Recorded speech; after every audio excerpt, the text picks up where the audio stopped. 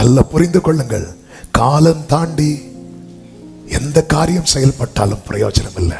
காலம் தாண்டி அழுதவன் ஏசா, no use. காலம் தாண்டி கர்த்தரை தேடினவன் சவுல், நோ யூஸ். ஏசாவும் அழுதான், யாக்கோவும் அழுதான். யாக்கோபு அழ வேண்டிய காலத்தில் அழுதான், ஏசா காலம் தாண்டி அழுதான், நோ யூஸ். இன்னும் சொல்ல வேண்டுமானால் யாக்கோபை விட சத்தமிட்டு அழுதது ஏசா, ஆனா காலம் தாண்டி அழுதான், பிரயோஜனம் இல்லை. சவுலும் தப்பு பண்ணான், தாவீதும் தப்பு பண்ணார். சவுல் பண்ணதை விட தாவீது இன்னும் ஒரு ஸ்டெப் மேலதான் பண்ணான்னு சொல்லலாம். ஆனா தாவீது தேட வேண்டிய இடத்துல தேடிட்டான். அப்பா என்னை தள்ளிடாதீங்க. சவுல் பாருங்க, செய்ய வேண்டியதெல்லாம் செஞ்சு முடிச்சுட்டு கடைசியில கர்த்தரை தேடுறான், தென்படல. உடனே அவன் யார்கிட்ட போறான்? ஏன் தெரியுமா? அந்த காலம் தாண்டி விட்டது. உன்னை ராஜாவா இராதபடி புறக்கணித்தார் சொல்லும் போதே சாமுவேல் வஸ்திரத்தை கிழிக்கிறதுக்கு பதில் சவுல் தன் வஸ்திரத்தை கிழித்து ஆண்டவர் சமூகத்தில் விழுந்திருந்தால் அவர் மனஸ்தாபப்பட்டிருப்பார்.